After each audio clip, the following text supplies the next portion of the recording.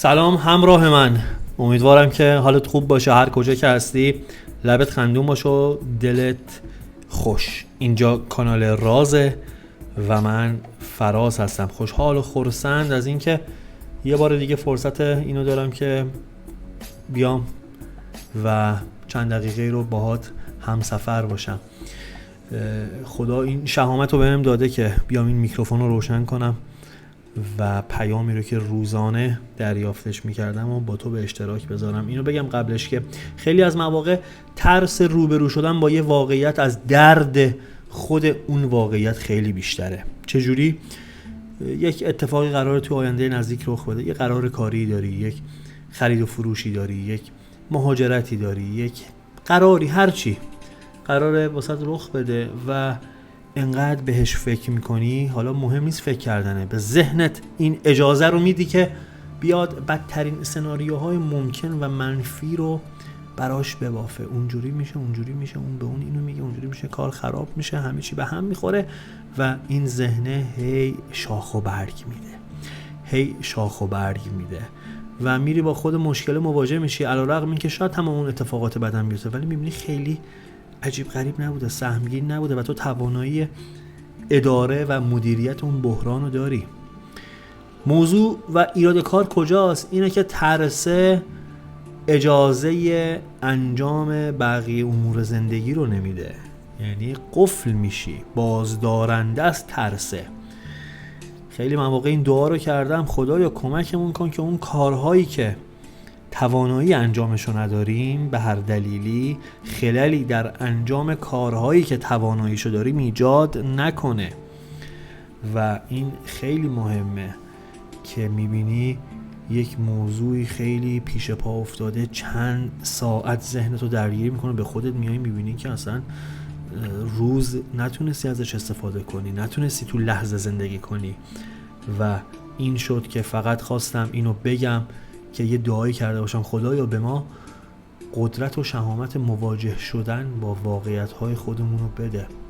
خداوند آرامشی عطا فرما تا بپذیرم آنچه را که نمیتوانم تغییر دهم، شهامتی که تغییر دهم آنچه را که میتوانم و یک دانش و بینشم بده که فرق این دوتا رو بفهمم و درک کنم. الهی آمین. با این مقدمه آماده میشیم که بریم سراغ پیام امروز تا ببینیم کائنات در قامت کلام حافظ چه پیامی برامون داره، چجوری میخواد آگاهمون کنه. در نتیجه من چند ثانیه سکوت میکنم تا تو فرصت داشته باشی که تمرکز کنی.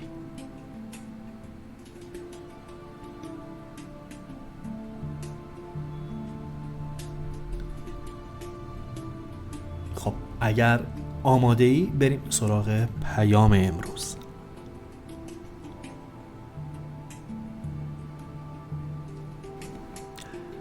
بلبلی برگ گلی خوش رنگ در منقار داشت و اندر آن برگ و نوا خوش ناله های زار داشت. گفتمش در عین وصل این ناله و فریاد چیست؟ گفت ما را جلوه معشوق در این کار داشت.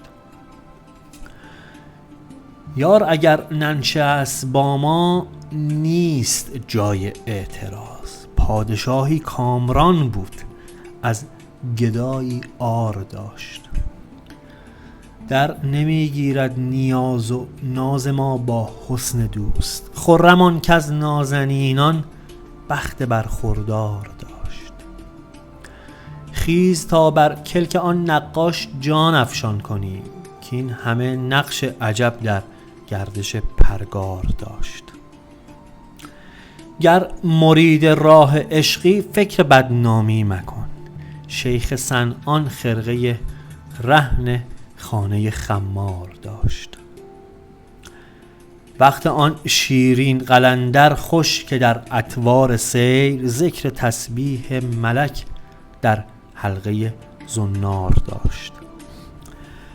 چشم حافظ زیر بام قصر آن حوری سره، شیوه جنات و تجری تحت انهار داشت.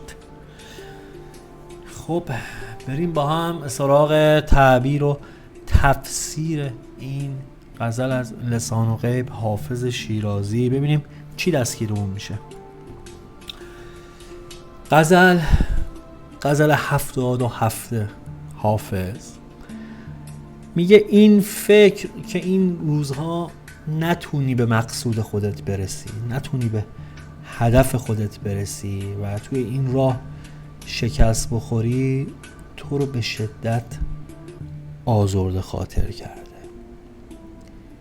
و ذهن تو درگیر خودش کرده. غزل با توصیف عشق بلبل آغاز میشه و بلبل در ادبیات فارسی همواره عاشق گله. گل و بلبل همیشه کنار همدیگه اومده و توی ابیات ابتداییش میگه که بلبل در وصال گل باز داره ناله و فریاد میکنه به خاطر جلوه زیبای محبوب و معشوق خودش.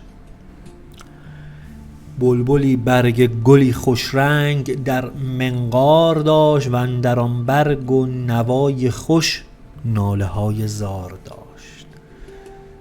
برگ گلی زیبا همراهش بوده و باز هم در حسرت وصلت باهاش داشته شکوه میکرده و گریه سر میداده. گفتمش در عین وصل این ناله و فریاد چیست؟ گفت ما را جلوه معشوق در این کار داشت. ذهن تو را هم درگیر کرده. چطوری میشه که با خودش گل و همراه داره، در منقار داره و باز هم داره گلو شکایت میکنه؟ میگه به بلبل گفتم این چه داستانیه؟ این که به وصل رسیدی، این گل خوش آب و رنگ که همراه توه، دیگه گریه و شکوت چیه؟ میگه این مشکل از من نیست، این جلوه معشوقه که منو به این کار واداشته، حسن جمالشه و فریاد و فغانم بی سبب نیست، اگرچه در عین وصلم. میگه اگرچه که بهش رسیدم ولی ترس از دست دادن و نبودش باعث میشه همین لحظه هم نتونم اون از بودنش حظ کنم. چقدر مرتبطه با اون اول این ویدیو صحبتی که کردم. یار اگر ننشست با ما نیست جای اعتراض، پادشاهی کامران بود از گدایی عار داشت. دیگه با این بیت خیال خودش رو راحت میکنه. میگه اگر یار با من یار نبود، بابا مشکل از اون و میزان عشق و محبت من نیست، اصلا ما جایگاهمون فرق داره. اون پادشاه، من گدام. و کدوم آدم عاقلی که پادشاه میاد یار خودشو از گدا انتخاب میکنه؟ دلیلش اینه، وگرنه هیچ چیز دیگه ای نیست. آب پاکی رو میریزه رو دست خودش و بقیه، خیال همه رو راحت میکنه. و اما ببینیم که چه پیامی برای امروز من و تو داره.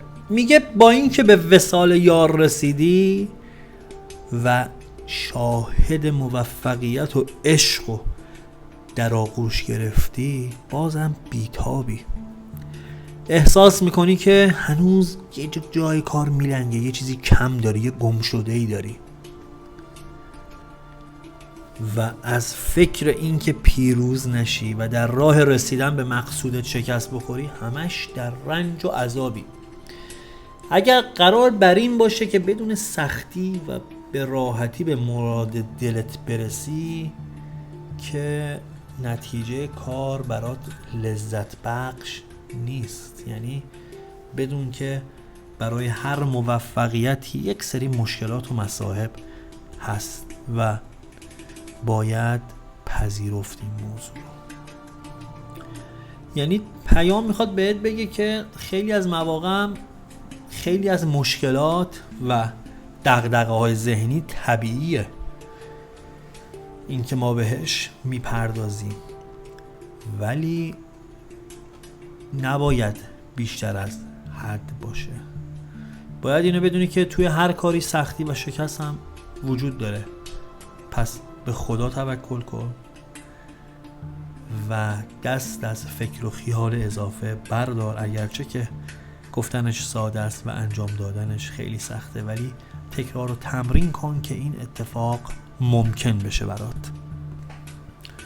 پیام این تمثیل رو داره که میگه بدنامی و رسوایی قسمتی از راه پرفراز و نشیب عاشقی است و همیشه اینو تعبیر کردیم که عاشقی منظور، مقصود و هدفی که توی زندگی داریم، میگه بعضی جاها کم آوردن، شکست خوردن که قسمتی از راه موفقیته و میگه یکم از جنبه خوب بهش نگاه کن. میگه الان که به شکر خدا زندگیت سر و سامون گرفته، یه کمی گله و شکایت رو کمتر کن دیگه، واقعا اینقدر جای شکوه و ناله نیست و هر چی که قسمتت باشه تو این راه نصیبت میشه و شرایط رو مغتنم بشمار برای داشتن انرژی برای ادامه مسیرت. این بود پیام امروز. مرسی که تا اینجا با من همراه بودی. یارب این قافله رو لطف ازل بدرقه باد. پوینده باشی و پایدار.